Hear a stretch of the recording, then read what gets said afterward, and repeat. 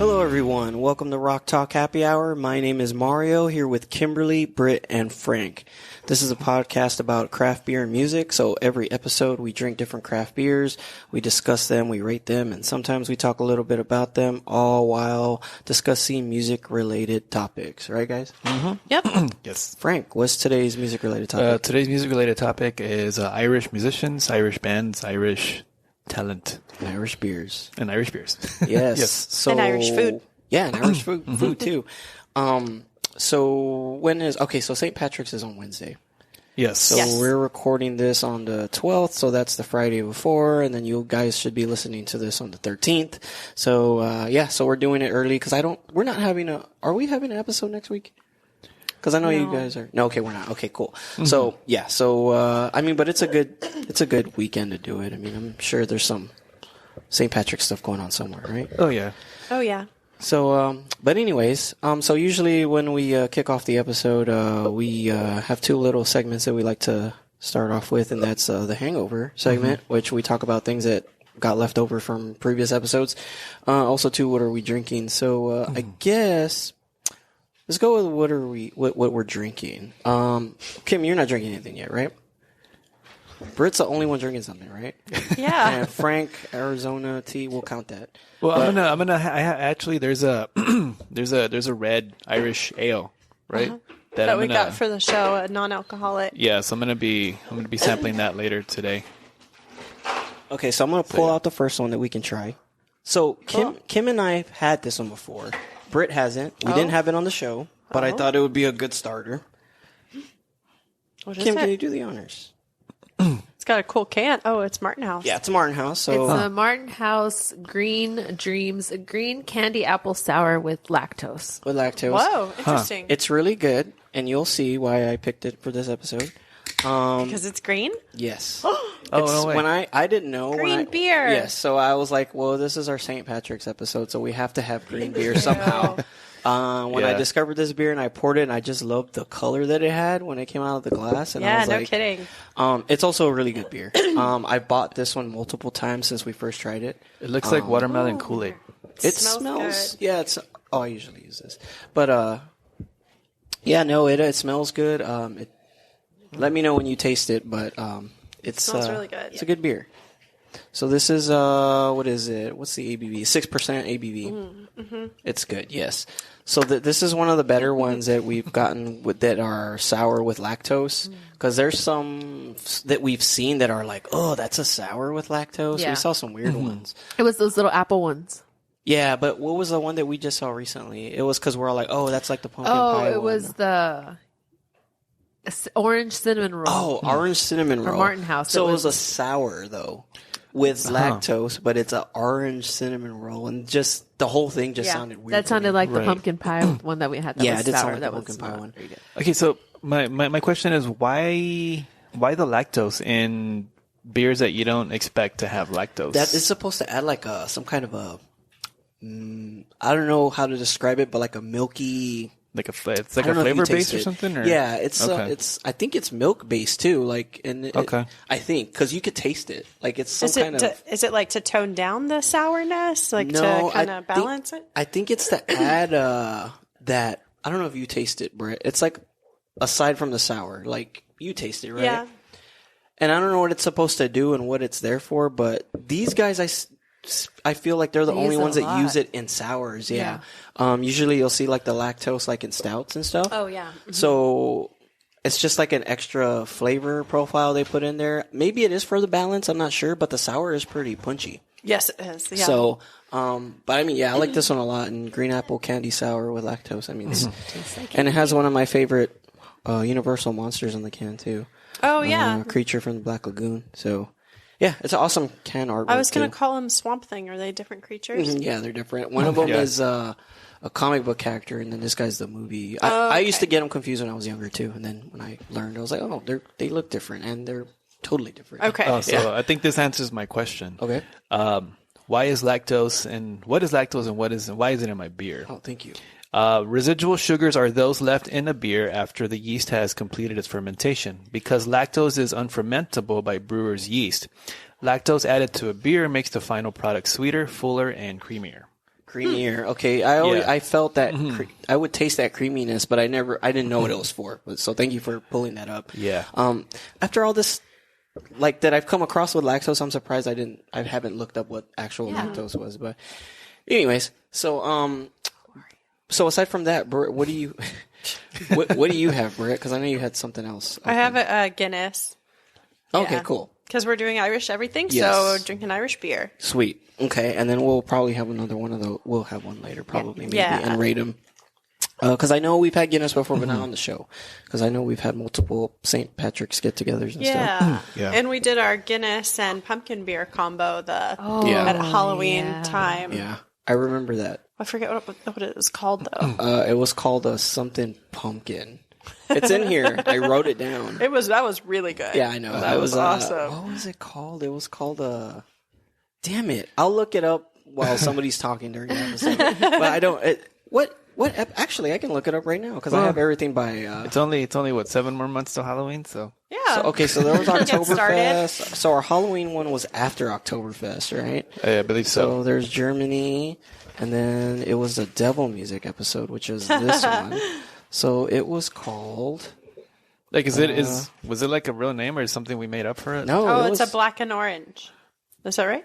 No? It was something else. Something else? Oh my God, why isn't it here? Are you sure? Yeah, it was called you know what? It might even be on the chart online, but oh well, why isn't it here? Oh, maybe that wasn't the episode. Maybe it was the next one. Maybe it was Thanksgiving. Episode 19? something? Oh, No, it was this one. It was episode 19. Was it was it called the Pumple Lantern? No, it was not. It was called. It was called. Man, I have like all these. You're names. right. It had a name. Yeah, it did have a name. And it was a. Why is it not on my notes? It is. I don't know. Well, I mean, I'm sure it'll come to us at some point. I think it's one of those things where when you least expect it, it'll hit you. It was called the Dark Pumpkin. A dark pumpkin. It was called the Dark Pumpkin. Oh my God. I was like, I know it's here, man. I was like, it's going to piss me. It's also one of those things that pisses me off when I can't find them. I'm like, what is that? Okay, so anyways. So I guess that was a hangover. So does anyone have any hangover? Because I have some hangover. Our last hangover was the One Hit Wonders, correct? The last topic? No, it was the animals one. It was animals. Yeah, Animals. That's right. Bands named after animals. Bands named after animals. I felt like I had some earlier in the week, but I don't know. Oh wait, I thought we did a good job with naming them. Yeah. I don't know if it. There's a no. It doesn't count. It's not a band named after an animal. What? I was gonna say the Baja man who let the dogs out. No. It doesn't count. That's not going on the playlist. I know you were trying to That mention can be it on so the that One everyone- Hit Wonder list. Yeah, definitely. Yeah. But still, no. What was I going to say? You said something. So there was one that popped up on the list like multiple times, and I didn't know what it was, but it was a budgie appeared on a list of bands named after animals. Well, what the hell is a budgie? A bird. It's a parakeet. Oh, you see, I didn't know that. I was like, Yeah. I never looked it up, and I was like, I'll ask these guys and see if they know. So, all right, budgie And that's was the one name that we of left the off. guy in Susie and the Banshees, right? Yes, that's right. Oh, okay. I did not know that. So, yeah, I saw them on a couple of lists, and I was like, oh, what the heck is that? Okay, I learned something. So, my hangover, little bits or whatnot. So, I actually wrote my first, I didn't like the way it came out, but it's a start. I wrote my first review to post on the website at rocktalkhappyhourpod.com. So, I actually posted a review for Chevelle's new album. Okay. So if you guys want to check it out, it's on there. Also, too, I know we started talking about NFTs. First, there was a discussion between me and Frank on a text message, and then we talked about it briefly last episode. Right. Then after us talking about it, it's been like, I don't know if you've noticed, but the news has been talking about NFTs a lot now. And now I am fed up with them. Like, they are so stupid. It's the new Bitcoin, It's basically, right? Kind of, but this is what's weird about them. So it's like we explained last time, or like how you explained last time. It's digital artwork. So basically, what it is whenever you buy it, it gets coded in a way that it shows that you're the sole owner of it, and that it only belongs to you, and that's the only one. So, but it's all digitally coded. So I'm thinking like, well, eventually somebody's going to learn how to hack that. You know what I mean? But that's not the stupid part. Of course, that's stupid. But the stupid part is they're going for insane amount of money. There's this one piece that I saw them talking about on the news earlier today. It was this guy he made basically like a collage of like 65 days of something, right? And guess how much it sold for? I'm going to cover the price here as I have it written here. But guess how much this thing sold for? And it's digital, strictly digital. All it is his name is on the file. Just take a wild guess. I'll go around once and see if anyone wants to take a crack at it. Are we talking cryptocurrency? Or No, we're talking about dollars. So he bought it in dollars, and then so basically he owns his artwork. So in what? that artwork. It's just a piece of artwork, It's just like a piece an of art. image. It's just an image. Yes, I'm gonna say since these things are hot, a digital commodity collage. now, I'm gonna say like 10 grand. 10 grand. Okay, that's low. I'm gonna say 10 grand is low. Britt, Kim I was wants to going give to a say shot. 5, but 5, okay. But I know that 10 is low. Okay, Kim, you want to give it a crack? Like 250,000. 250,000. Okay, guys, so get ready for this. If you guys want to leave, I can leave too if y'all want. 69 million. What? So this guy, Wow. For a digital file? in the past week, I've been hearing stories of multiple ones selling for $1 million and higher. Like it's just digital. How can artwork. I That's get all it in is. on this? I don't. And then Like, I could make some art. it's so She's like, I have paint on my computer. I know, still." right? The paint program. I'm sure you can. I'm sure you can do that. Like it's just insane. Like it's just like you're just like you own it, but it's like digital. Like you can't. Like I said, I'm sure Yeah, eventually. if you were going to display it, you'd have to pay a shit ton of money to have it printed in such a quality that you could like frame or hang or anything. So otherwise, it's just the wallpaper on your computer. Exactly. And I'm sure eventually, like, so they're saying that this is like very, what's the word? It's very protected.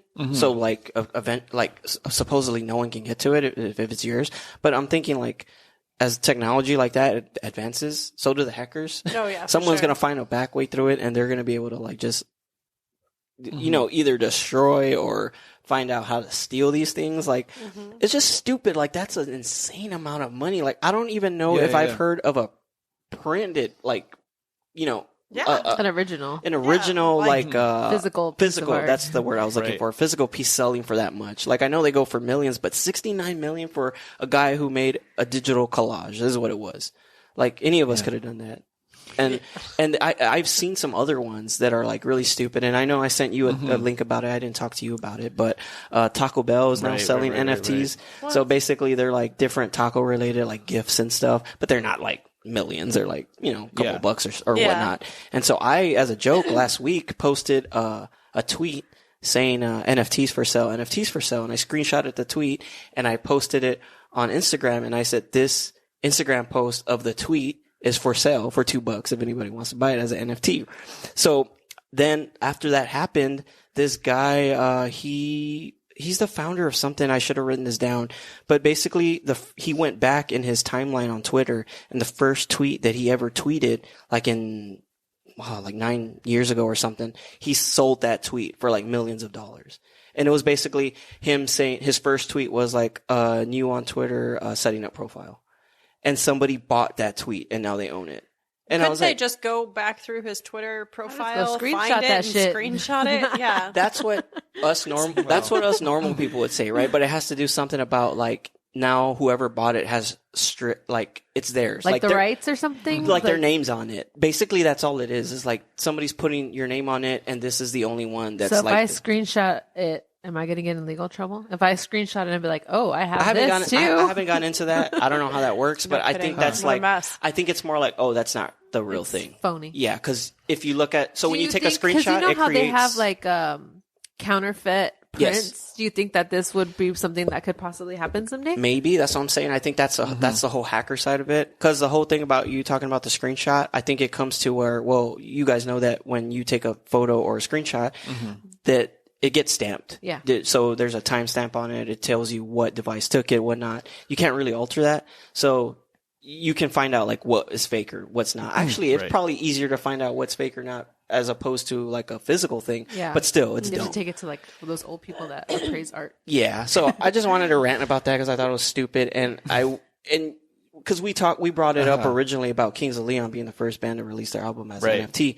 So we don't know how many more bands are going to start doing this. Well, also, interestingly enough, is now that NFTs are a hot commodity, a side effect from that is it's actually very environmentally bad. Why? How? Because it takes a lot of energy to generate cryptocurrency, and the carbon footprint for just one NFT is like it equals like a small country's carbon footprint. What the heck? So, well, I don't know. I mean, yeah, because I don't know. That what was like one, technology goes and into that it. was one of the things that people didn't consider, and because like now everyone's rushing to buy these things. It's only the rich, though, man. Because who the hell has 69 million lying around to buy some dude's like, digital you don't? fucking? I know. I'm like, well, wait a minute. I was gonna. I mean, it's. I don't know how much the Kings of Leon stuff was going for. Do you know? I don't know. I think it was like what? I think they started at $50 or something like that. Even then, I mean, for something strictly digital, I don't think I'd pay $50 for it. To me, for that price, it has to be physical. So from what I read, I better it was be like, getting a friggin' vinyl and a CD. And from better be what gold. from what I read, the NFT it's like $50 and you get like 2 weeks worth of 2 weeks worth of like bonuses while you have the thing. And then you can go off and trade it. But since you've already purchased it, you get like lifetime merchandise and like lifetime seats to whatever show of theirs that you want. So those are like some of the lifetime perks with it. But while you have this thing for 2 weeks, you get like exclusive little like perks with it. And then once your 2 weeks are up, I think you just go ahead and trade it and, make more money off of it or something. Yeah. So you buy this with real money, and then so I don't think. I mean, you could probably buy it with cryptocurrency, but most of it is like with real money, and then the art itself becomes its own cryptocurrency that you can trade. And I think that's where it comes into play about the whole technology thing and it taking up more energy and stuff, because it's encrypted better than regular stuff because it is like its own currency. So just like Bitcoin, it's got its own, I guess, whatever. It's a lot of fucking whatever digital. I don't know. I mean, I don't know. It's stupid. Do y'all know how much it costs to buy one Bitcoin? Oh, like a shit ton. Oh shit. Okay. Yeah, no, it's like it was different. So it's kind of like how any market fluctuates. Like let's say like how money converts, like from Mexican money to U.S. dollars or euros or whatnot. So originally Bitcoin wasn't that expensive, but over time it became a thing where it started to what's the word?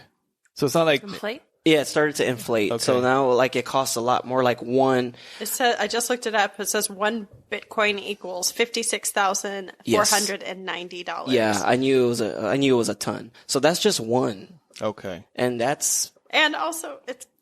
I don't know. But how do you use that? You're like, can you break one Bitcoin? Right. Can I have change? Can I have change? Like that's weird. And who's gonna? I mean, how long does that even last? Right, like you said, it fluctuates and it can change at any time and lose value because it sounds like it's similar to like buying a stock or something. Yeah. Also, too, like things kind of. I guess I'm gonna say like coming out of fashion, so to say. Like, well, what happens when it's like obsolete or becomes obsolete? It's like, did you just lose out on 59? Well, that's kind of what happened to Bitcoin, except it was a reverse. So the people who got it, like now people don't use it, but the people who initially got their hands on the Bitcoin, now those who have it, it costs a lot. So it kind of reversed it to where it's like it's now rare. Whatever they bought it for, they've just increased that, right? Yeah. So it's just like earning interest on a stock. Yeah. But again, just like playing you the cash stock it market. out? Yeah, I guess so, right? If you can, I have no idea. I buy never looked you into can sell it. Well, that's true too. I would think so. You could just sell it. But like, can I go to the bank and be like, I want to take out this? I want this money. Like, I want it physically. It has so to that be I can, like it's all whatever. online. use it for real shit. Yeah. So as soon as somebody online pays you $56,000 and you give them your Bitcoin, then you can go to the bank. But Okay. So I'm glad you brought up Bitcoin because that tweet that I talked about earlier, I think it's the guy who founded the whole Bitcoin thing. So his tweet was the one that that makes went sense for. now because if it was like Joe Blow or Mario's first tweet, I'd be like, I'm not paying that much money for it. Yeah, just Sorry, like babe. I have my. No, that's fine. I have that tweet sitting out there for $2. If anyone wants to buy it, $2. I'm telling you. So I got that out of my system. Another thing I wanted to talk about. So the Grammys are on Sunday. So they're 2 days from now. And I hate the Grammys. That's all I want to say. I don't know if you guys. that was it. If you guys have anything you guys wanted to say about the Grammys before we go on. I've had some mixed feelings about it. I don't know. Because what if I was in the position where I got nominated for a Grammy? Probably all the shit talking that I've been doing over the years will probably go away. Well, here's the thing. Let me tell you that. So let's say you got nominated for a Grammy, right? Dude, in our genre of music, no one would know unless you looked it up. Like that's what I don't like about it. Like I remember, and you're not gonna play. They're not gonna be like, "Hey Frank, can you play the Grammys for us?" For on TV, Right. they're not gonna ask you. It's gonna be the same 5 artists every And year. it's always pop, right? It's always pop or country. I feel bad for Megadeth because they were nominated 12 times before they finally won a Grammy. Oh, yeah, there's a lot of bands that that happened to. But yeah, those guys were very. But also too, so the Grammys always used to fall around my birthday, so I would always watch the Grammys. And then after I think sometime after high school, I was like, this is bullshit. Yeah. I started seeing how the politics were with the Grammy, as with everything else. But I think being a musician, I started seeing it more like, if I was in that position, I wouldn't care. It's whatever. Not only that, but also the Grammys have a history of cutting or not airing particular. Performances. Yeah, particular performances. Yeah, or even just not airing particular announcements and stuff. And also too, I remember when was it in 90, 91 when Best Metal Performance, Toto ended up getting that. Best metal performance. See, there was something like that happened. I can't remember. Yeah. Was it Toto? I remember. I think it was Toto, weird. because they were up against Metallica, and I forget. I think Megadeth as well too. I thought it was what's his Toto. name? I don't think it was. Or I mean, maybe we not. could check. I could be wrong. Hold on, before you search. I think it was that folk band with the flute. Yeah, Toto. No, not folk band Toto. with the flute. They sing that song Aqualung. Jethro Tull. Jethro Tull. I think they're the ones that won I'm there. sorry. Yeah. Yes. So I was trying to remember that, but so Jethro Tull won Best Tull. Metal They're not Performance. exactly folk, but I hear you. Yeah. They're like a rock band with a flute, which is kind of weird. Yeah, I guess that's why I'm not too familiar with their They are music, weird. but yeah, they're very weird. But yeah, so that was bullshit. So Yeah, a I think lot of it was, Metallica fans are still they still talk about that here and there. Right? Yeah, I think it was the 1989 Grammy Awards. Yeah. And it was, the nominees for Best Hard Rock and Metal Performance, Voice or Instrumental was AC/DC, Iggy Pop, Jane's Addiction. Whoa. In addition to Jethro Tull and Metallica. You see, their categories are so jacked. There's Yeah, another reason 'cause- why I don't. Because rock, have you seen what bands are It's considered like Imagine rock now? Dragons. Yeah, and so that was one year. I think it was 4 years ago. 21 Pilots. I'm Yeah, like, what? 21 Pilots and Imagine Dragons are in the Yeah. rock category. Wrong. And I was like, Yeah. what? And then this is that. I think that's another, when I was starting to look into it again, I was like, no, I'm not getting into this again. This is stupid. But thank you, Frank, for that, because that was, that's just more, it cements more how stupid it is. You would think that it's by people in the music industry, yet it's not even organized or. It's just Yeah. like the radio. It is just it is just like the radio. No, So- it does. It seems like it's organized by people who don't know anything about the industry. exactly. And it's clearly they realized that Jane's Addiction and Jethro Tull or whatever, not the same genre. It's almost like listening to the it's- song and saying, "Oh, it's got guitar. Just throw it into hard Exactly. rock." I kind of think that's what they Must do. be the same. They didn't hear the flute, or they would have put They it didn't in. hear the. They didn't get that far into the song. Best classical album, they Jethro would've- Tull. They would have put them in classical. Well, I guess with all that out of our system, I wanted to get that out of my system. Yeah. Feel better? So Sleep better tonight. yeah. So now we'll go into our topic, and at any point, if you guys want to take a beer break, let me know because I got beers in the cooler for us to try. Oh dang! Because I've been talking a lot too. So okay, so we're gonna start off listing and talking about Irish bands and musicians. So Frank, it's now custom for you to kick it off. Yes. Okay. So I'm gonna kick mine off with an artist that I think a lot of us know, Thin Lizzy. Yes. And a little bit of history on Thin Lizzy. They were formed in Dublin in 1969, while the founding members, drummer Brian Downey and bandleader, singer-songwriter Phil Lynott, were still in school. For a lot of us, the band is known for their singles "Whiskey in a Jar," "The Boys Are Back in Town," I hate that song. and "Waiting for an Alibi." Actually, you know what? I don't have a problem with Thin Lizzy. I just hate that song. But it's probably a radio thing. Yeah, could be. But I'll back off on that. But apparently, I think "The Boys Are Back in Town" for some bands. Whenever they're playing a homecoming show from a tour, from a lengthy tour, I think Static X was known for it. Every time they ended a tour in their hometown, they would come out on stage to "The Boys Are Back in Town," and then they would kick cool. off their set. I mean, I don't know. That just became a thing for them. That's cool. I mean, Yeah, problem with whatever works for them. yeah, I say that because I think it is a radio thing where that was the only Thin Lizzy song I heard on the radio like all the Right. time, Yeah. and I'm like, it is a good song, but I grew to not like it. Right. But no, I actually heard their version of Whiskey in the Jar too, because when I was younger, I heard the Metallica version first.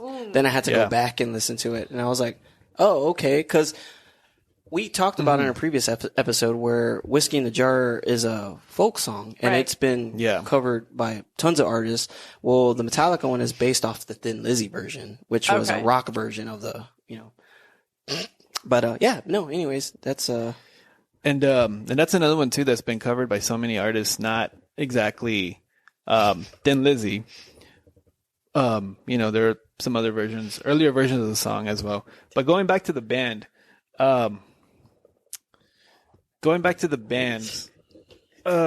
sorry, we have technical difficulties, and by that I mean a kitty crawling across the laptop. Cramping her style. Phil Lynott was the first Black Irishman to achieve commercial success in rock music. He was a primary composer for all of the band's material, and was the band's key. The band's music was a key unifier during a really political, conflicting time in Northern Ireland called the Troubles. I can go into some of the history on that a little later. And so the band has had numerous lineup changes. The rhythm section of Downey and Lynott stayed the same throughout those lineup changes until Lynott's death in 1986. Today, the band still remains active with some new members, and they now go by Black Star Riders. And they play the music of Thin Lizzy. They just don't use the name anymore. Thin Lizzy inspired bands like Metallica and Alice in Chains, and the band and Lynott's legacy is felt throughout Northern Ireland and Ireland. And I think that's a distinction we should talk about too. North Ireland and Ireland. Oh, okay. And why is that, right? Why is that? Okay. About to drop some facts on you. Go for it. History 101. History 101. As long as I'm not doing the history research, I'm fine, because that last Berlin Wall thing killed me. Right. So Northern Ireland and Ireland, even though they share the same land, they don't actually belong to each other. Ireland belongs to the European Union, while Northern Ireland belongs to the UK. Oh, wow. Yeah. Oh, I didn't know that. Yeah, so they share a border, but they're two totally separate countries. Well, that's interesting. I didn't know that. Are they still labeled that way? Yeah, they're still labeled that way. So sometimes when you see like a European tour, like a band going on tour, they'll say like UK and Ireland. Oh. Or something like that. So if you look closely at some like previous tour dates, like in Europe, like it'll say, like Europe, UK, and Ireland or something like that. Oh, wow. I didn't know that. That's interesting. And the conflict with the Troubles, okay, so that was like a 30-year conflict between Northern Ireland and Ireland, pretty much. So what happened was Northern Ireland wanted to, I don't know, okay, so what happened was both countries wanted to unite and be one united Ireland. So it was like a 30-year war. There were some casualties and whatnot. And I think in 98, they signed an agreement, like a peaceful agreement that said, Ireland belongs to Europe and Northern Ireland belongs to the UK. And a lot of people think it was religious based because Ireland is Catholic and Northern Ireland is Protestant. But it really wasn't so much about that. It was just more, who takes what. And so, yeah, it was a pretty violent time for those 30 years. It came to an agreement in the late 90s, and now, it is what it is. So that's an interesting thing. Yeah, that is interesting. I never knew that. But then again, I guess I'm not really big on geography and stuff like that. So Britt just showed me the map, and I was like, oh, that's crazy. Yeah.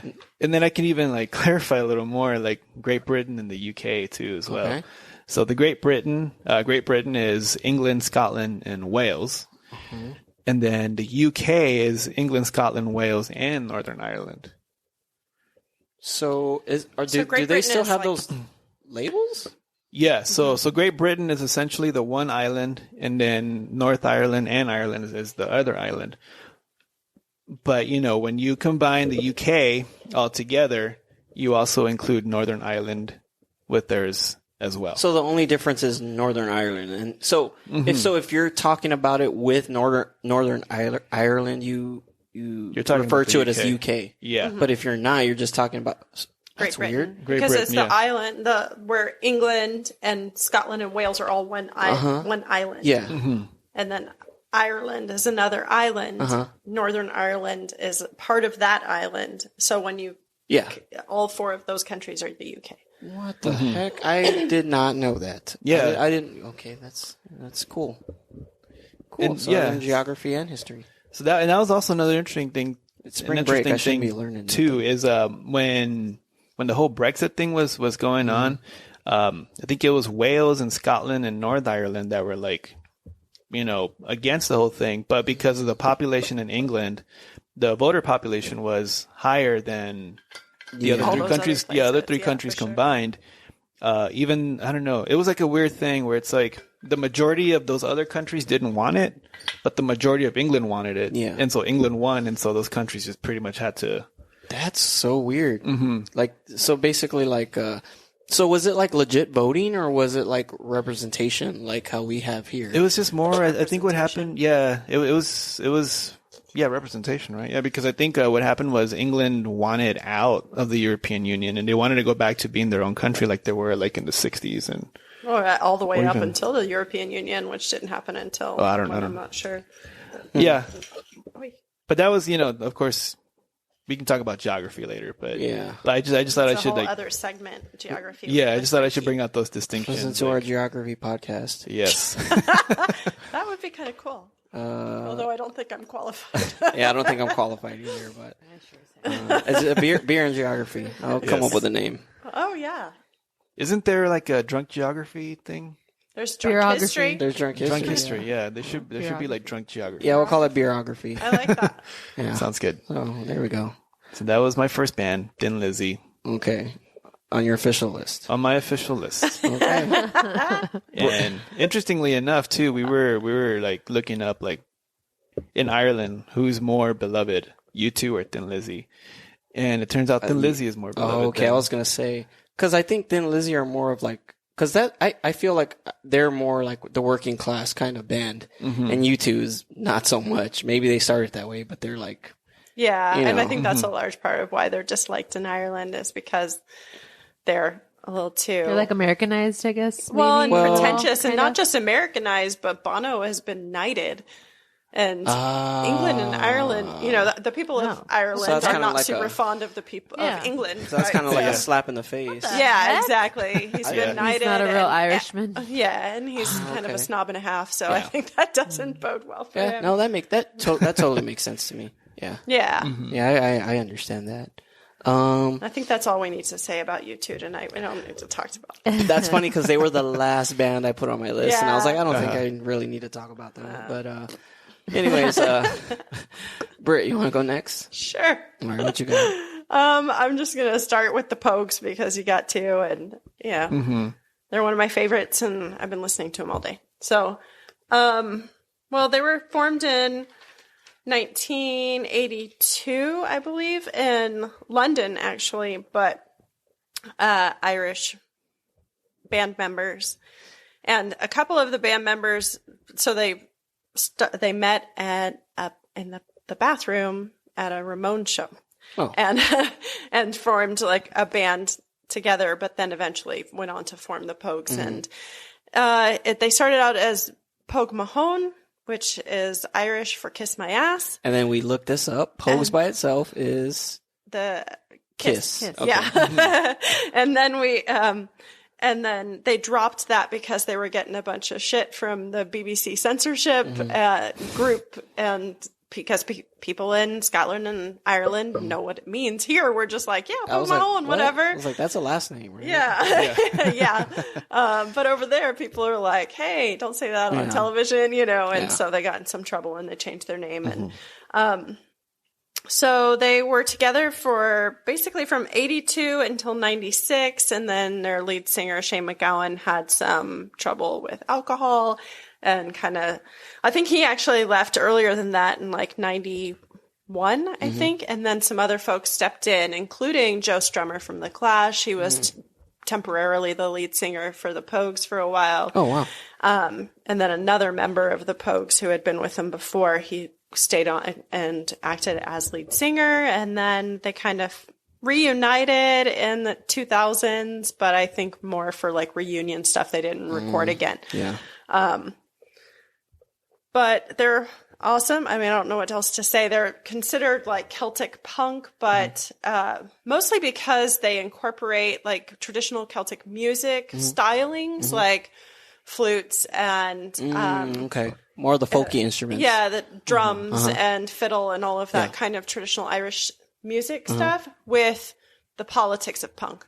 And so they have a lot of songs that are talking about all kinds of things. Do you think they were like precursors, or like do you think they were bands that like paved the way for like bands like Flogging Molly and Dropkick Murphys?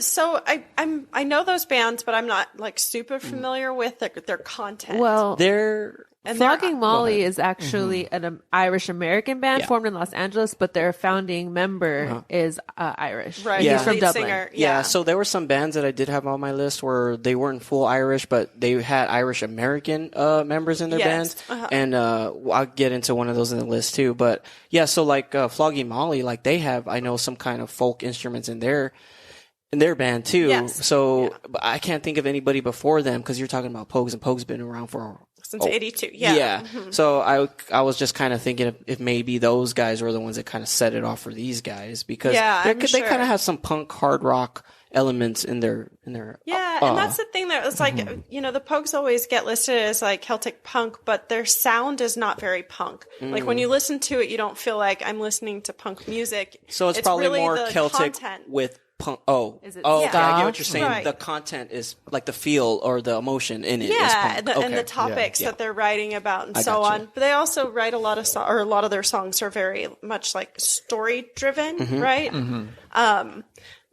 One example, which is one of their most famous songs, is "The Fairy Tale of New York," which is, you know, I saw it somewhere listed as the Ireland's favorite Christmas song. But it's like tells the story of, you know, an immigrant couple coming to New York and so on. And so there are a lot of those, a lot of them dealing with Irish immigrants in the United And we States. talked about that on our Christmas episode. That song. Yeah. And if you guys want to listen to it, it's actually on our Spotify playlist for that episode. Yeah, for sure. So that's a good one. And and today, as I was listening, I was thinking, like, man, they're not just, they don't sound like what you would expect exactly. And some of their songs, you can hear Spanish influence and Greek influence and all kinds of stuff coming in. So it's, they're pretty rad. So honestly, aside from that Christmas song, and then one other song, I'm not too familiar with their discography. So when I go back and I work on this playlist, I'll go and listen to more of their stuff. Yeah. Because they did I did write some history stuff down, for when it comes to my turn, but, they were involved in some of the history that I have here. Okay. But I'll get to that in a bit. Cool. So thank you for that one. Yeah. You guys want beer? Well, you still have beer. Sure. Yeah, Yes? we can. Okay. Let me crack one open real quick, and then we'll have Kim. Yeah, and I'm gonna go grab my. Sweet, sounds good. Okay, so you guys can hear me digging around. Oh, Britt, we actually brought an extra one for you. Oh, nice. Awesome. So we'll go with this one only because of the artwork on it, but it is a Irish. It's an Irish cream flavored stout. Oh. So this is from 903 Brewers, and they're from here in Texas. It's called Luck of the Squatch. So you can see it has a little Sasquatch with the leprechaun hat on it. Luck of the Squatch. And it's an Irish cream flavored stout, like I said earlier. And it is, it's from Sherman, Texas. 11% ABV. Oi, just give me a little. But it's Irish cream, so we'll see how this is. Kim, if you could do the honors.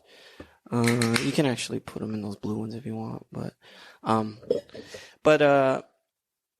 so yeah, like my history, like I didn't want to get into the history part of it because I get so, especially when the history is so hard to pinpoint. Yeah. And that's what happened in this case, and I was like, what did I get myself into? But I did it, and we'll see what happens. We'll see if I don't confuse anybody.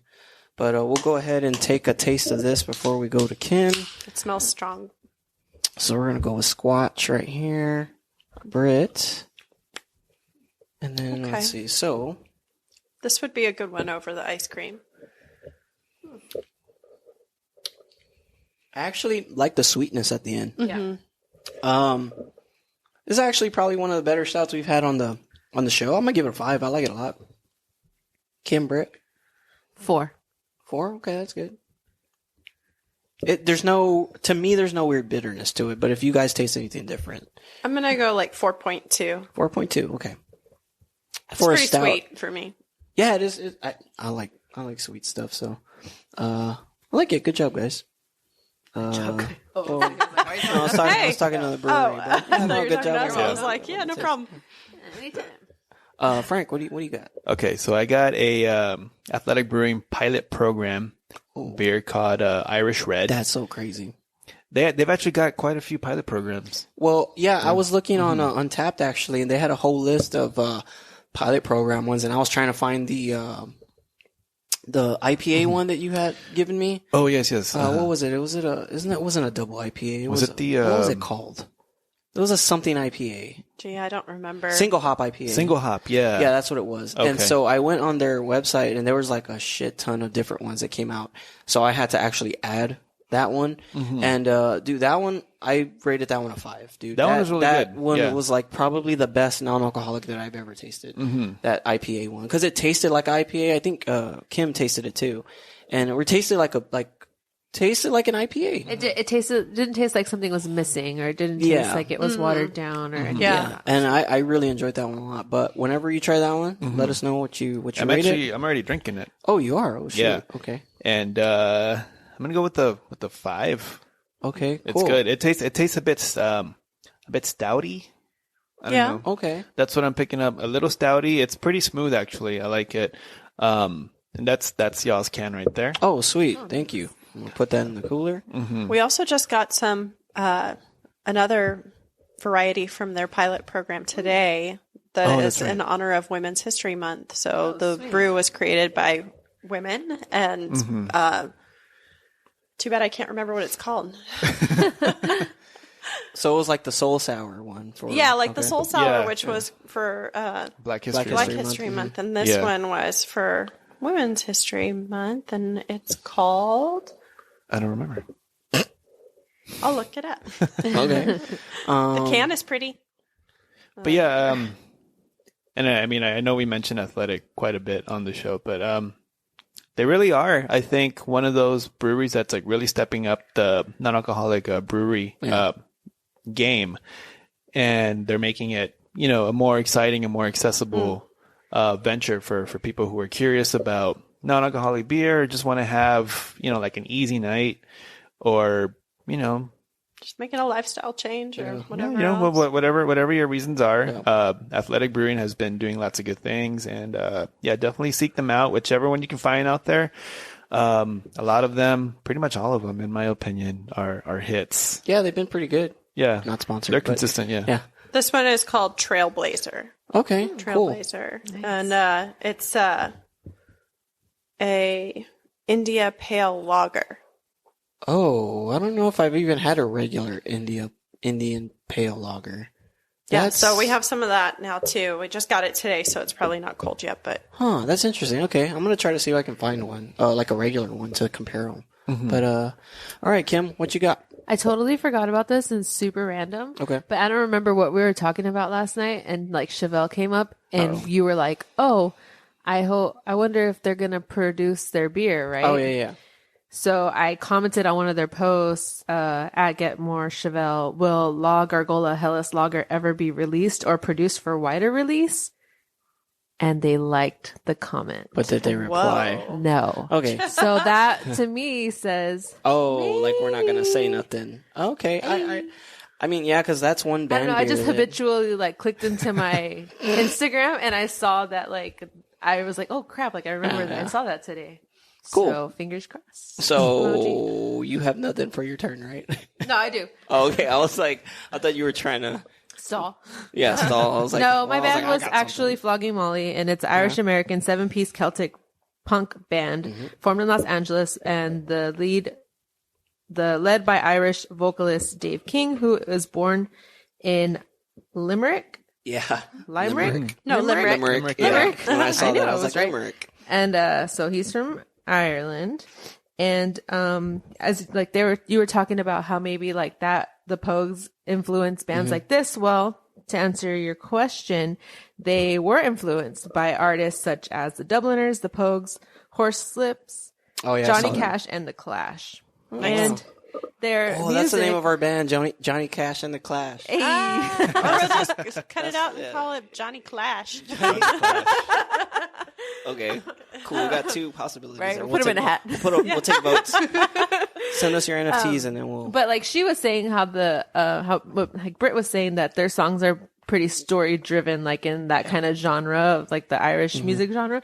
Well, if you've ever listened to Flogging Molly's music, they do have that same they do. storytelling thing where their lyrics typically touch on subjects such as Ireland and its history, drinking, poverty, politics, love, and death, and include several references to the Catholic Church. Yeah. Yeah. Yep. No, definitely. Oh, that did answer my question. You're welcome. Well, that's cool. So, speaking of Flogging Molly, I got into them back in. So they were. I'm a gamer, right? So I would play a lot of PlayStation when I was younger. And Tony Hawk Pro Skater 4, Drunken Lullabies was actually on that soundtrack. So it was like cool. on the game. And I just remember like, who's this like band? It sounds fucking awesome. And yeah, then I ended up getting their Drunken Lullabies album, and then I bought another album after that. And yeah, no, I know they played one Ozfest. One that I can think of. I don't know if they were on another one, but that's one band that I never saw. There are a couple of bands on this list that I did get to see, but Flogging Molly, I never got to see those guys. I remember being really like on them when I got into them, and I was like, man, this band is fucking awesome. But yeah, so my turn, right? Yes. Okay, guys. Whew. History. Uh-oh. So one thing. Okay, so St. Patrick's Day has always been like kind of one of my favorite holidays. Like even though like I don't have any Irish in me or whatnot, like I don't know, I always thought it was like a fun holiday, right? And the music too, like I always liked the music and stuff, and of course the beer and stuff too. But one of my favorite songs from Metallica has always been "Whiskey in the Jar." So every like St. Patrick's Day on social media, I'll post their music video for "Whiskey in the Jar" on my pages. Cause I think we talked about the music video once before, but that music video is pretty cool. It's just them like trashing a house and a party. Yeah. It's a cool video. That's like to me, like a classic Metallica video. But anyways, I wanted to get into the history of the song itself. Because of course we were talking earlier that Metallica covered the Thin Lizzy version, and then there's been a shit ton of other artists who have covered this song. So when I was looking into it, I hadn't really looked into like the history of Whiskey in the Jar. And, we already know this. It's an Irish traditional song. It's set in the southern mountains of Ireland. So if you listen to some versions, and you're going to understand why I say some. Some versions of the song, they describe the Cork and Kerry Mountains. Now, when Britt showed me the map of Ireland, the Cork is in the southern part of Ireland, and that's where those mountains are. So that's a consistent part of the story in the Irish version of this song. So, the origins are unknown. Nobody knows exactly like who or when the song was written. There are lines in the song that resemble those of a ballad from a 1650 ballad called Patrick Fleming. So they're kind of thinking that it was around 1650 because it kind of references that other ballad. Different like historians and stuff kind of try to pinpoint where it came from, but they really can't. For the most part, the Irish versions, it's about a highwayman who is betrayed by his wife. The name and the story varies sometimes. Her name changes depending on what version you listen to. I think there's like 7 or 8 different names that she's called. And the story changes slightly from somebody being robbed to somebody being killed for different reasons. Basically it all stems back to betrayal. So going back, the reason why I said Irish version is because, it actually came into the Americas. They don't know when it came to the Americas either, but it became popular here during colonial times. And it became popular here because I guess, we were having issues with like Britain at that time during the, 13 colonies and stuff. And this is before the revolution and stuff. So Ireland was having issues with Britain too. So because the song was so heavy about an Irishman, basically it was an Irishman like robbing or killing a British soldier or somebody like in government or something. Okay. And so the Americans related to that, and they were like, "Oh, we like this because it's like saying fuck you basically to the Brits." Yeah. So yeah, sometimes sometime during that time when it came over here, the song kind of started getting tweaked and it started getting Americanized. So some of the names started to change to like, or the characters started to change to American characters. But at the same time, they were like Irish American characters. Okay. So it was still Irish-ish, but it was more grounded into like sometimes it would take place place in the southern states instead of like in Ireland. So I found that to be very interesting because I didn't know. I didn't know there was an American version of this. Right. Now, but do you know which was when the first recorded version of the song happened? So I was looking at that, and apparently it looks like the Dubliners were the first ones to record it to give it wide exposure. There might have been recordings before that, but none of them were popular. So they're often credited for spreading Irish music around the world. So that makes sense. Yeah, that's what I saw, and apparently it was with this song and one other song. So I didn't write when. Oh, so the Dubliners are an Irish folk band from Dublin, Ireland. I don't know. Was it Bourbon in the Barrel? No, wasn't Bourbon in the Barrel. We should write that. So they formed in 1962 as the Ronnie Drew Ballad Group, and then they changed to the Dubliners. That's a better name. So they actually recorded this on 3 different albums in the 60s. They recorded 3 different versions, one in 67, one in 68, and one in 69. Then they re-recorded it with the Pogues.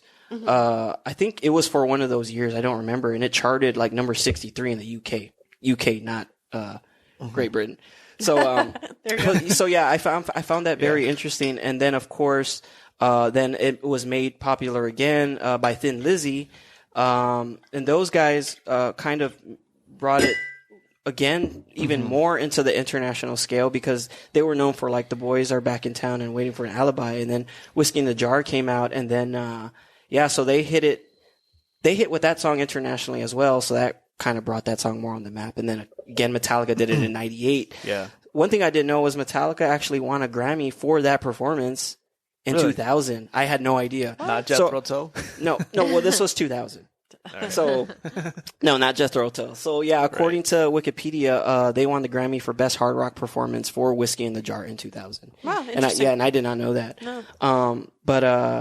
And then, Frank already gave history on Thin Lizzy. But, yeah, so those 2 bands, the Dubliners and Thin Lizzy, really brought, I guess, that whole Irish folk, like, folklore of that song to, like, to the mainstream. Yeah, and they really made it popular. But I had no idea about any of that about Whiskey in the Jar. Also, too, Bryan Adams. He actually did a cover of it in 2019. He's Canadian, but I just wanted to bring that up. I was going to say, wait, isn't he Canadian? Yeah, he's Canadian, but I wanted to bring that up because, like, a Canadian did a version of it. Yeah, and then also, too, it was also popularized here in the U.S. by the Highwaymen in 1962. Oh, okay. The Highwaymen is not the Highwaymen that we're thinking of. It's not the supergroup. It's a different, it was a collegiate folk band. So, like, they were, like, really, I guess, not known, but they were known enough to make the song spread more in the U.S. Okay. So I think if we go into a timeline, it was the Highwaymen first, and then the Dubliners, like, it made it explode, and then it was Thin Lizzy and so on and so forth. Okay. But, I had no idea about the history of Whiskey in the Jar, and I just found it really interesting. Yeah. So hopefully that all made sense because everything looks like a map here.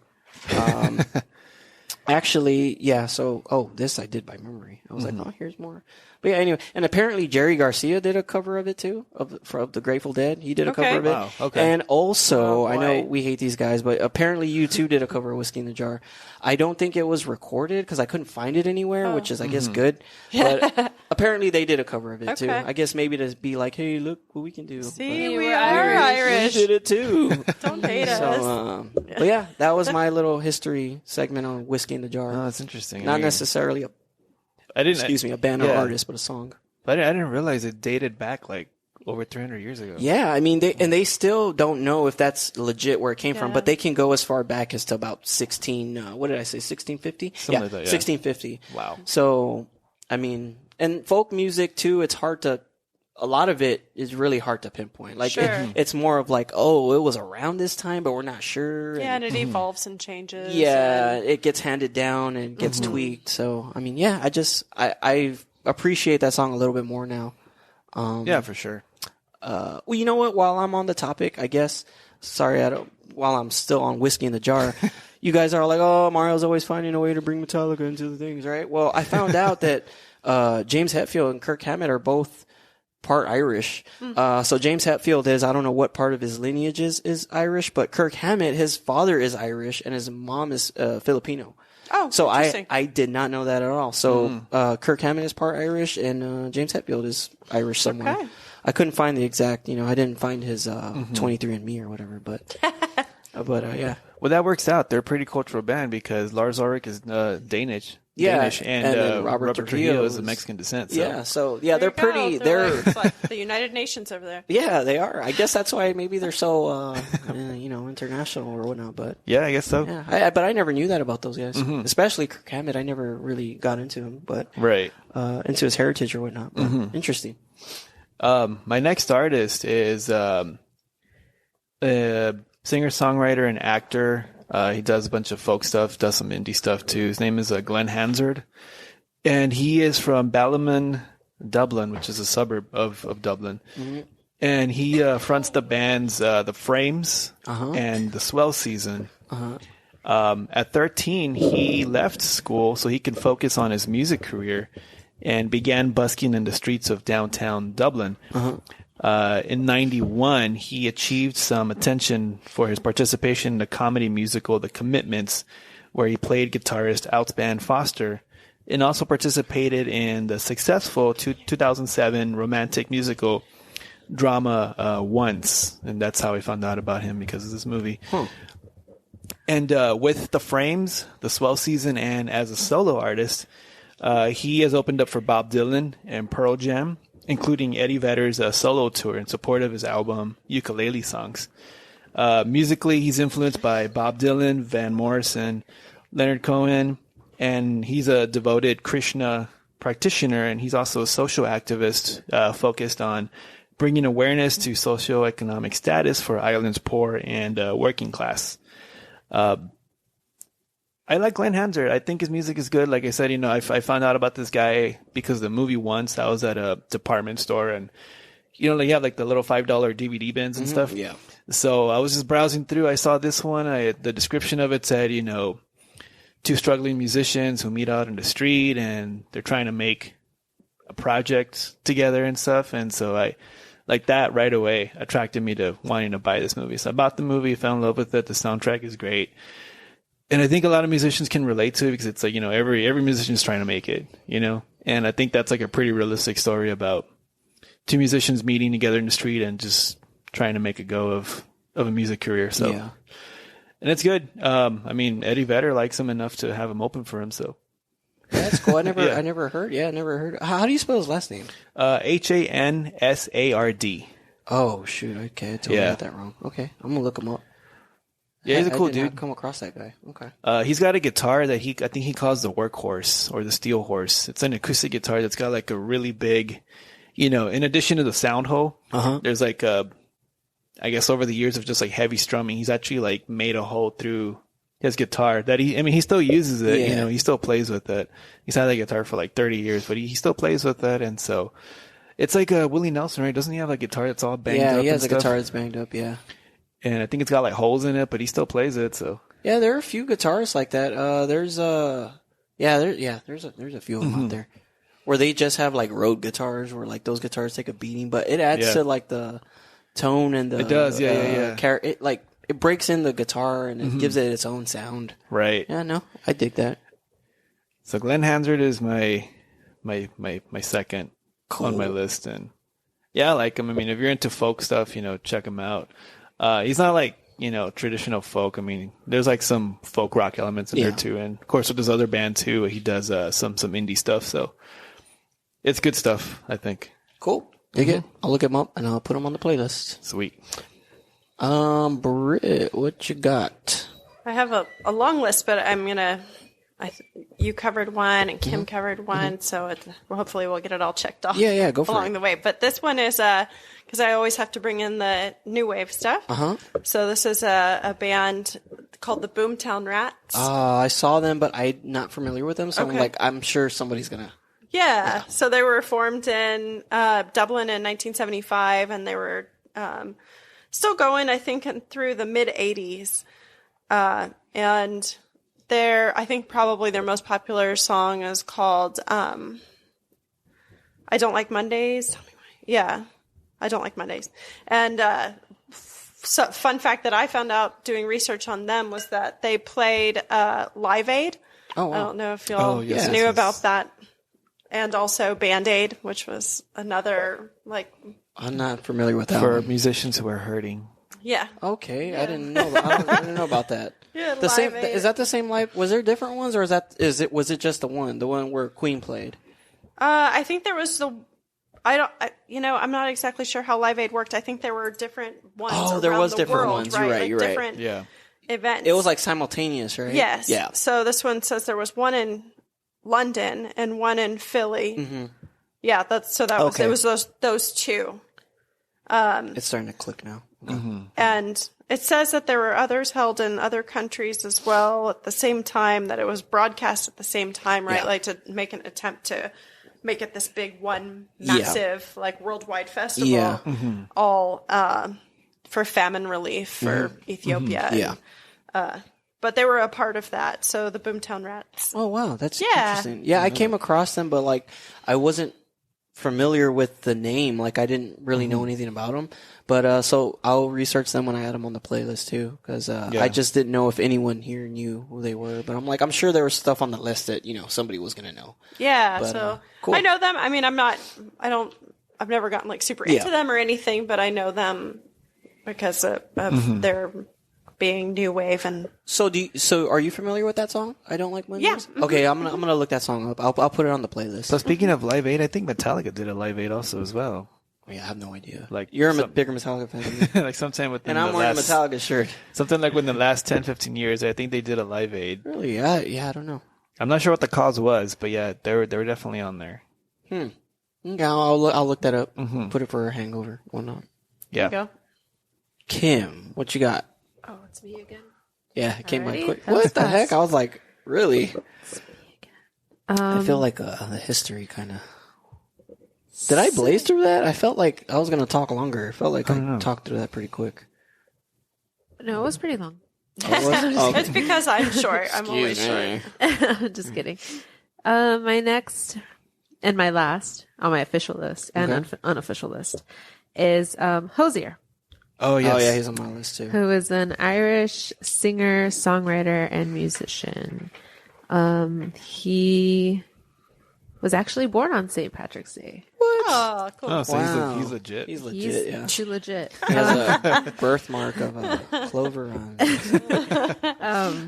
Yeah, I don't know. I don't really have much to say about him other than I thought it was interesting that we were searching it for our St. Patrick's Day episode, and he was born 17 March in Bray, County Wicklow, Ireland. Yeah, and for those who aren't familiar with him, he was pretty big in 2013 with his song "Take Me to Church." Yeah. I know he played on SNL too. That's how. 2013, man. I know it was. It seems like it wasn't that long ago, but I remember that song being everyone was up on that song, and I remember him playing on SNL because of that song. Did he have a follow up or do anything after that? I think it was a one-hit wonder. Oh, that's a bummer. I know. I mean, he has like I said, I don't know what his charts look he like. has for his other singles, songs. and he's It and all there's depends songs on that the have charts, charted, yeah. but I mean, the one that we've heard to death Yeah. Right. because of great radio stations Yeah. is obviously that one. Yeah. And actually, Hosier, my last artist that I mentioned, he's a part of Home Sweet Home, which is a social activist. So him and Glenn Hansard are a part of this social activist organization together.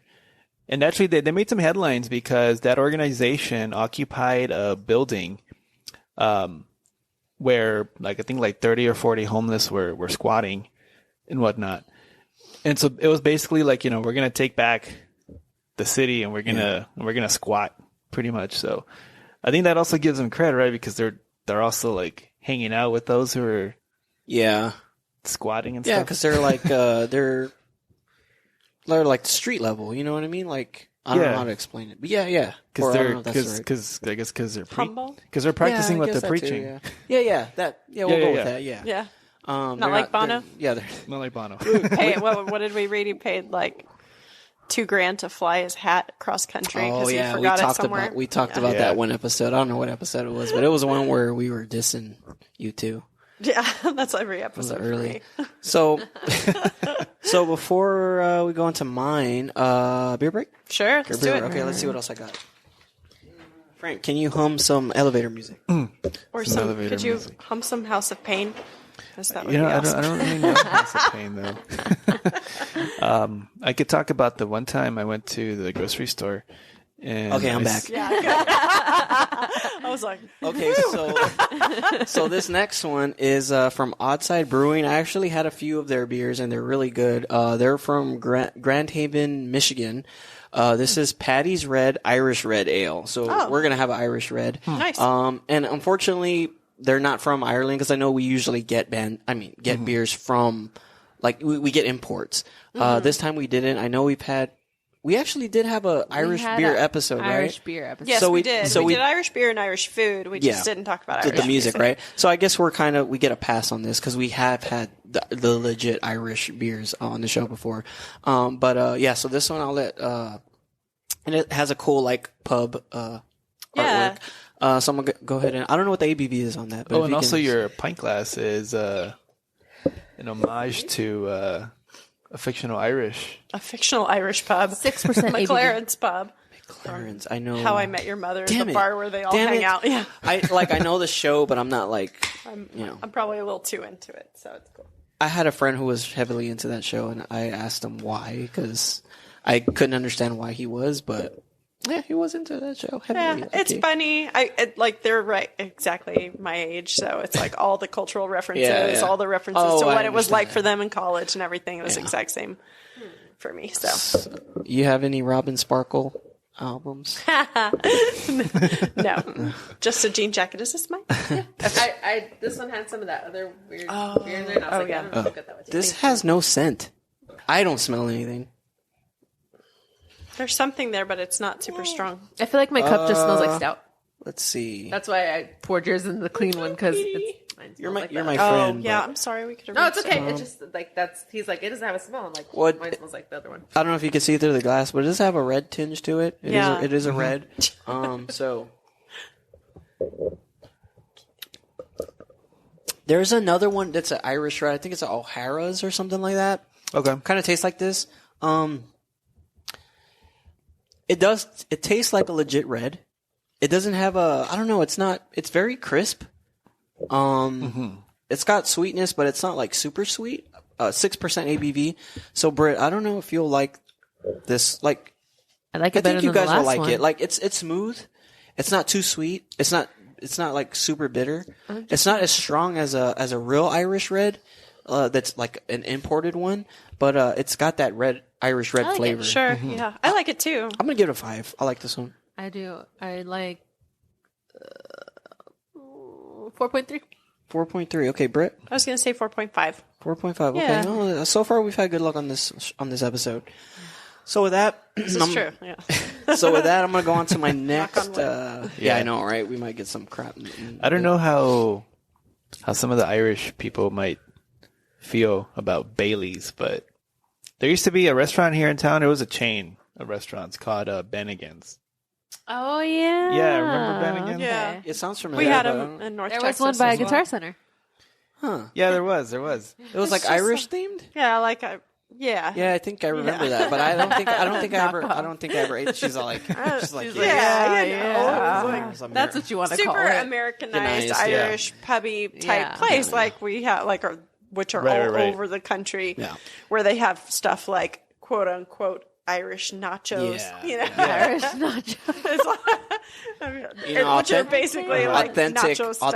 Irish nachos. Oh yes, yeah, on potatoes. Didn't we go to Where did we go? And we were gonna play that Trivial Pursuit from like What was the name of it? 18th century. Oh, the something Rose. No. No. It used to be that. It used to be Lion and Rose, Lion but and now Rose, it's that's the the one. Winchester. Oh, the Winchester. Ah, the It was like a Winchester. British Oh, that's British. pub. British pub, yeah. Okay. Part of the Wrong. Which wrong is the island. same name as Wrong island. Wrong island. Yeah. It's still the UK.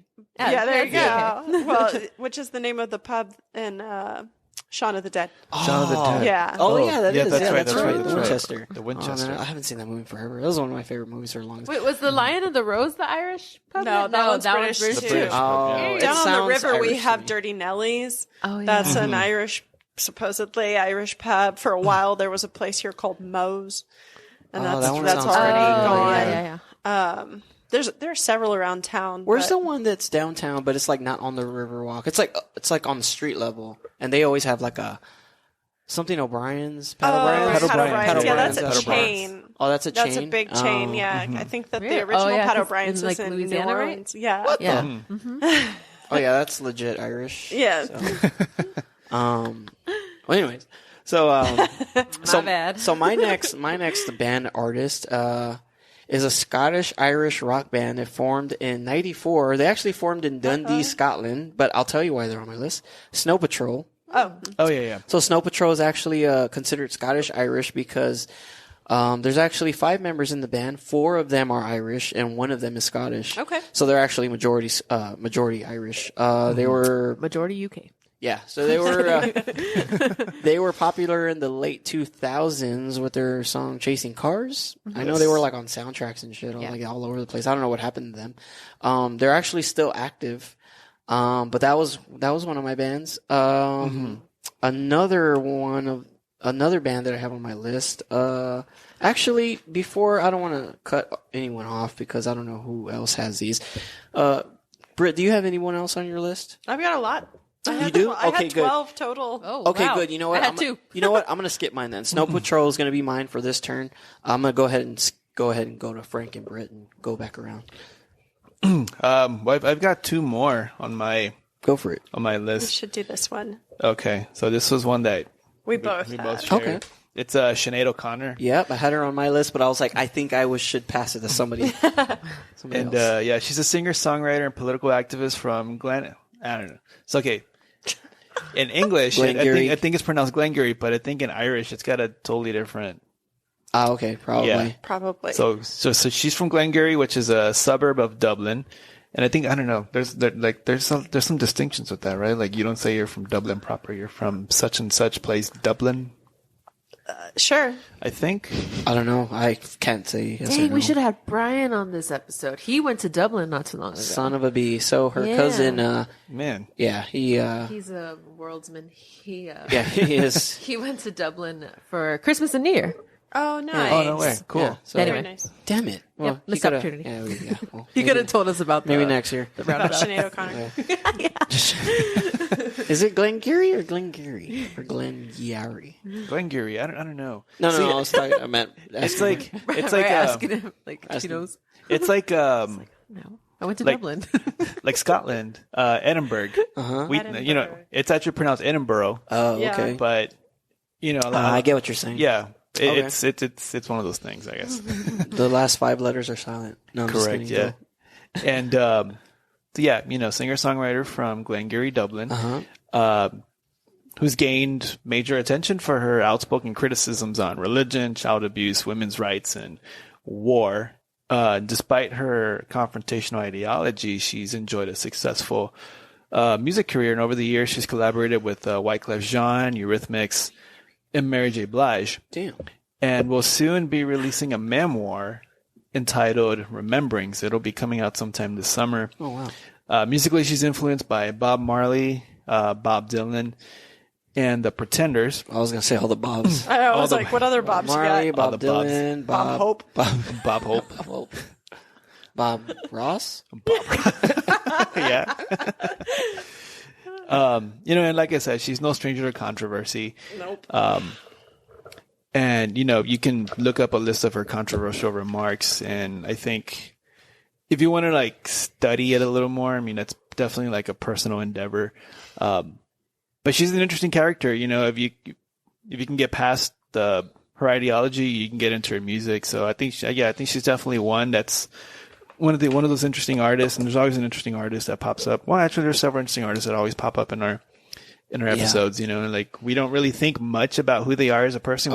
We just listen to the music and then we find out about them. I learned so much about Bloodhound Gang from you last episode. I was like, what? Well, that's important because you need to know that. I was like, I did not know that. I'm going to take the Bloodhound Gang sticker off the back of our car. I'm just... Y'all have one? No, I'm just kidding. We don't. And my last artist is... Wait. Oh, wait. What? Rude. What happened? I'm sorry. Well, because y'all were tag teaming this one, I right? wanted you to introduce the conversation about Sinead O'Connor, but not like totally bombard it. Okay. So Sinead O'Connor. He's all like, there's too much to say. Next. No, I was just going to add a little to it. Sinead O'Connor Part 2. Thank you. No, I was just going to add to that, you know, like Frank was talking about the controversy surrounding her, and that has kind of always been present because she's always been very outspoken and was super infamous for her 1992 performance on Saturday Night Live when she ripped a picture of the Pope. I remember. Yeah. I mean, I didn't see it when it happened, but I remember the performance. Yeah. Super controversial. And the producers didn't know she was going to do that. And so it was, you know, live. There was nothing to do to stop it. And that was a big, big deal.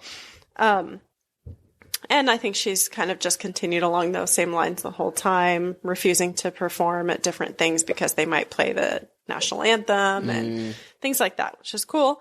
But I just wanted to comment that she did a duet with the Pogues, their song Haunted, and it's awesome. Okay, I'm going to go ahead and put that on the list. It's so crazy how like in that region, the UK and like Poland and stuff, like we saw that stuff with Nergal, and he's being like prosecuted by the Polish government. Oh, the government, I think, blasphemy like, laws, right? Yeah. It's so crazy how they're like, that's like a big thing over there, like the censorship of like the church, I guess, and religious stuff. And like here, it's like not a thing. Like it's kind of like Well, it's 'cause we have separation of church and state. Well, that too, and also to our Constitution, like lets us Right. Yeah, free speech. Yeah, free speech and all that it's stuff. just crazy So though, like how. But I guess what I'm trying to say is like how that is where like in the other side across the pond, there that's where like these places are like the Pope is and everything. Oh, where it's, yeah, like, really yeah. big, but like there's a lot of people that are against it. Yeah. You would think that just being there, like naturally that they would be like for it, right? Like they'd be like, oh, like I was raised with this. Oh, sure. And Sinead O'Connor was raised Roman Catholic, as so many Irish people are. But there's always like she was a rebel, and there's always going to be like those where like, they're like, oh no, this is stupid. Like this is not how this. For sure. What's the word? Like it's not. Just questioning. Yeah, exactly. Doubting and just kind of, getting in there and scrutinizing everything that you grew up with. I think that's common here and for us, right? And I think, you know, in other places as well, but we do have the freedom to speak out about it a lot more than other places. Crazy. And it just like for us, it doesn't stand out as much because we can say whatever we want. It's going to, well, you know what I mean, to some extent, but it's going to be like, we're not going to get like prosecuted for it. Right. But like over there if they were to say, but you're definitely choosing those, right? Yeah. But like over there, like if you even say it, you're So that's also I think it's got to do with like Poland and all these former Soviet countries where there was no religion. It was all atheism. And I think when the Soviet Union fell and they started allowing religion, I think a lot of people were like realizing, hey, this is my identity that for so long was suppressed by the government, you know? So I think that's why a lot of them latched onto religion. Cause even too, like Norway, you know, Norway is a very like socialist country, but it's also a very fundamentally Christian, country, and which is, you know, where you get the whole controversy with the black metal bands and stuff and the church burnings and everything. And I'm actually reading a book on that, like on the whole history of black metal. It's pretty interesting. But a lot of these, you know, European countries, you know, that were former Soviet countries, now that they have a religious identity, they cling on to it so much, you know? Yeah. Some of them have blasphemy laws, some don't. Some are just like, you know, do whatever you want as long as you're not hurting others. And I guess Poland probably takes it a little more serious, you know? So some are like they're more old school and they don't grow out of that Yeah. mindset or whatnot. But But anyways, next, what was your next artist? Oh yeah, my next and my last one is probably one of my favorite loudest bands ever. Okay, you too? No, not quite. Got him. Is a band called My Bloody Valentine. Oh, I saw them on a list too, but I thought somebody was going to mention them, and I was like, it was me. I don't have Limp Bizkit on my list. I thought you were going to find a way to sting them. They probably have a Fred big Durst following. is twice removed. I know, right? No, I As an in-law. got you covered. I got you covered later.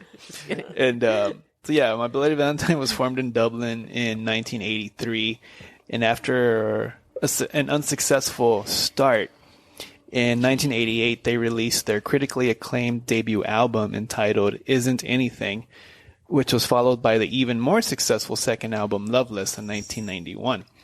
The band unfortunately could not break the dreaded second album curse and broke up in 97 due to internal strife and just overall creative differences. And however, the band reunited in 2007. They toured extensively, and in 2013, 22 years after Loveless, they released their third and most recent album, MBV, to even much further acclaim. My Bloody Valentine's music, for me personally, I think it's best characterized as like a literal wall of sound and heavy use of pedals to create textures and soundscapes. And their concerts are known to be extremely loud, at times reaching 130 decibels, which is the equivalent of a military jet aircraft like taking off. Damn, have you ever seen them live?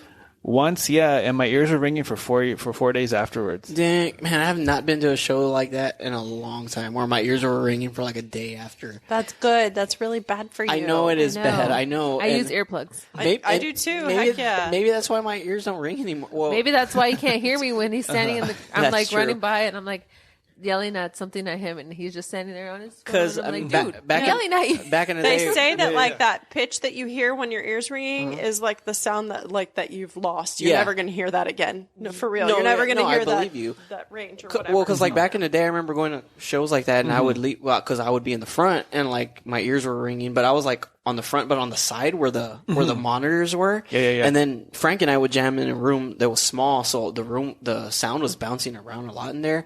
And now like there's special earplugs for musicians and stuff, which Kim has a Eargasm, set. not I have a sponsored. set now. Yeah, Eargasm, not sponsored. There's an Edematonic, I think too. But I have a set now too, so Right. now I'm fucking older. Now I'm protecting I my use ears. them when I but- play my drums and stuff too. Yeah, it helps with the drums a Yeah, lot too. yeah. But anyways, Right. kids, protect your ears, please. You know, and Seriously, we're gonna be 4 people sitting around like a TV trying to watch a movie with like Yeah. full volume, like my and, granny. the whole- Yeah, she yeah. was like the other day. She had it on high, and my mom was getting pissed. She was like, "Turn it down." Then my grandma turned it back up. Turn it back up. And it Yeah. was like my mom was like, "I didn't even know my TV went up to like 47."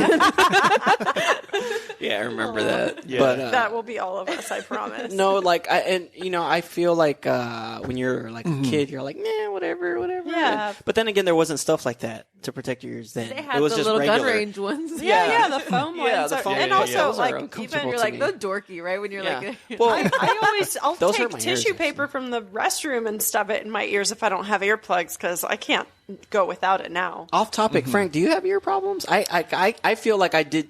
I took a hearing test actually like 2 years ago for a job I used to have. And apparently my hearing was good, but I'm like, really? Yeah. Like I heard all Are the you beeps. sure? They said, I know. They're all like, yeah, and I was like, I don't know. But no, I don't feel like I have hearing problems. I mean, when Yeah. when I'm alert, I'm pretty like I can hear things. Yeah, so like a cat. like then. like a superhero. Like you can hear like a fly legs together and shit. He's like, fly over That, there. but also I think I don't know. Maybe, I don't know about my hearing, but I think my hearing's pretty good. But We all think our After- hearing's good. but after years of working as a bike messenger, I don't know. I have this really heightened sense of like vision and my surroundings and stuff. Okay. See, I would superhero. say heightened awareness. Heightened you go. awareness. Yeah. there's actually a thing where like hair, since I have a cosmetology license and I did hair for a long time, that hairdressers actually have like 25% worse hearing loss than the average person from using the blow dryer constantly. Oh wow. Oh boy, Well, that's interesting. I didn't know Yeah, that. I didn't think about that, Yeah, but that that makes sounds crazy. sense. Because the hair dryer can get up to like 85. Oh no, degrees they or get something fucking Oh, yeah, loud. they're No, loud. they get loud. Yeah. and Dang. for like almost 8 hours a day. Well, Yeah. guys, protect your ears. You know what? I should have gotten a sponsorship for this one for Eargasm, and it'd be like, hold on, guys, a word from our Yeah. use code RTHH for 20% off your next pair. But no, they were Not good. a real I like code. Not a real code. Don't enter it. I'll hit them up though. I'll see what's up. Yeah. But no, that my Bloody Valentine show that I went to, it was just the one. And I missed like the first third of it because the one friend I went to was just too busy trying to mac with chicks on her way over there. So I was like, For the that record, you? it wasn't me. I was like, was that you? I never seen this band before. Actually, I've heard of the name, but I'm not like. So when I add them on the playlist, I'll actually. Speaking of that band Gorilla Biscuits are good. Yeah. And so see? is Pelican. Yeah, see? Dude, and I was listening to them. I was like, these are good bands. Like, I really enjoyed the music. It's, the instrumental one was Pelican, right? Yes. Yes, they were good. I liked them. I liked them a lot too. But yeah, guys, if you don't know what I'm talking about, listen to Spotify playlist. Bands named after animals. There's some good stuff on there. Gorilla Biscuits, yeah. Pelican biscuits. But I did not search. What were they called? Queeloids or what the fuck were those? Quaaludes. I knew it was a quail something. Those fucking pills he was talking about. Anyways, Quaaludes. And I was I like, was like, what is she? well, because I was trying to. I'm not familiar with that. Legit, that was the first time I had ever heard that word. Really? Yeah. So like when. You need to watch some like, I don't know, 80s movies or something. Yeah, maybe. Watch Pulp Fiction or something. Yeah, That's going back 90s. to my Bloody Valentine, dude. I mean, I've never been to a show before where there are signs posted all over the venue. Ear protection highly suggested. I don't get it. What do I've they never seen do? that. They play with like a legit wall of amps? Yeah, Like, I don't so understand. you know how like Slayer has like the wall of Marshall amps. Yeah, but it's like fake. they're all dummy amps except for like the one. Oh, I think No. that popped up on my memories today. No, I mean like Kevin Shields, singer, he has like a literal wall of working amps, and he puts them all on like all the way up to 10, and he's got like two pedal boards that have like 40, 50 pedals each, and he at some point in the show he's got all pedals on, and That's so weird. This popped up on my memories today. yeah, So this is what it is. yeah. So you have like the dummy Uh-huh. cabinets. And yeah, I remember like leaving the show and I couldn't hear well for 4 days. And actually, I remember having blurry vision too because of how. The sound hit your eyeballs? No, I think it's just like vibrating them out of their like sockets. a it's- equilibrium type deal. it was like- it was like, kind of yeah, weird. And it was like the sound disoriented. waves. It was the Dude. sound waves, dude. Like it was just like bouncing off the walls like crazy. When And concerts come back, I want to see them. Are they still active? But what is they're the, still active, yeah. what is the point of performing so loudly? That's just their signature style. I mean, Yeah, when you sounds listen miserable. to the records, Yeah. because they were made in like the late 80s, early 90s, they don't sound as loud as I'm describing them. Well, I mean, you get to control the volume. You get to control the volume, yeah. But Like, I don't have to listen to they're it loud cranking if I it to want to. 11, and they don't have to. no, but but I think because at the It's just their time, shtick. but I Yeah. I think if they're to remaster the older music today, like you can probably bring it up to like a 3, and it's like You it can go all sounds the way like up a to 10. 47. But you could, You put it on the TV. but you could crank that shit. Stream it to the TV. You can. But you could crank that shit yourself, though. Yeah, you can. I don't get. Well, I don't get it. actually, I do get it because there are some bands that I come across those older albums that Frank's talking about where they're not as high as. So, Like like the the peak levels are- volume is not adjusted as high as some of the the Sure. more recent ones. So I get what you're talking about. Yeah, like some of the Metallica actually songs, the ones that are not remastered. If you listen to like some of the Ride the Lightning or Master Puppets, the levels are a lot lower than like some of the other ones. So like if I'm on Pandora, I'm like I actually skip them because they're not as high. I don't feel like adjusting my volume. I see. Yeah. But anyways, so But yeah, I don't know. I dig them. I think. Frank, You know- you've been on this band for 20 minutes already. I know it's my turn already. Jeez. Well, I just want to say I think they're good. Their shows get really really loud. We got that. You covered that. They gave We had a whole segment about ear loss. and they gave a whole new popularity. I to mean, the, hearing loss. Not ear loss. Ear loss. Hearing loss. I meant hearing Like loss. your ears literally fall off. That's how loud it is. That's what it sounds like. They repopularized the Fender Jazzmaster and Jaguar model guitars because that's like the guitars they use, and they've influenced bands like Deftones, Nine Inch Nails, Smashing Pumpkins, and even black gaze metal bands like Deaf Heaven and Alcest. Oh wow! I've never heard of those bands. Yeah, they're influenced like bands all over the place, but we should be the band that plays so low that would like be awesome. we're That we known all for have to turn that. our Yeah, hearing we're aids like everyone has to wear a thing and crank it up, and like they're known for playing low. I yeah. like that. Yeah, we'll do that. That's cool. Like those, what are they called? Those discos where people just wear headphones, the silent discos. Oh yeah, yeah, that's I right. heard about those. Yeah. That's wow. And then you can control your own volume. Right. So you don't Yes. have to have hearing loss for So you don't have 4 ear days. loss. Wait a minute. Wasn't that like part of the thing on It wasn't the Josie and the Pussycats, Pussycats? but it was so that they could hear the subliminal message. Oh, same difference. Same, but different. Yeah, we'll have subliminal messages Yeah. too. Okay. Oh, okay. We'll do that. It's so low that they can't hear the bullshit we're saying. Yeah. Yeah. Orange is the new pink. Okay, Britt. Britt, you next. Thank you. What's Okay, so I guess there's only like one more band that I actually want to talk about, but then I'm just going to list the rest. Okay, no, that's fine. The last band for me, or the last big one, is the Waterboys. wow? Okay. And they actually have members from Ireland, Scotland, Wales, and England. Oh wow. And they're just lovely. I think that you guys should check them out. Okay, And no, I'll check them out. the song that I think their most popular song is called "The Whole of the Moon." Definitely. Okay. I And thought you were going to say something about cheese. no, whole like with a W, like Oh, all of whole, it, the whole okay. of the moon. Yeah. So yeah, check them out. They're like I said, members from all of that area there. Okay. The other bands that I had that we didn't mention that I'm just going to run through are the Cranberries. Like, hello, nobody talked about them. I have them on my list, actually. Okay, good. I'm not going to really say much there. They also sang songs about the Troubles and stuff like that. But the Chieftains, Okay. okay, are another I came across them. Irish folk band. James Galway, who was like a really famous Irish flautist. Okay. And he performed with the Chieftains or recorded with them and won lots of awards and all kinds of stuff. And then the Irish Rovers, Okay. older Irish folk band from the 60s. Okay. And I threw House of Pain in because, I love them. They were on my And- list. I knew you were going to talk about them, so I was like, I'm not going And they're to. really, they're Irish American, or Irish at least American, 2 out of the 3 guys are Irish American. But that was how they kind of like sold themselves. Here's the Limp Bizkit connection. Here we go. DJ Lito 5 used degrees to, of Fred Durst. Yeah. DJ Lito used to perform in House of Pain.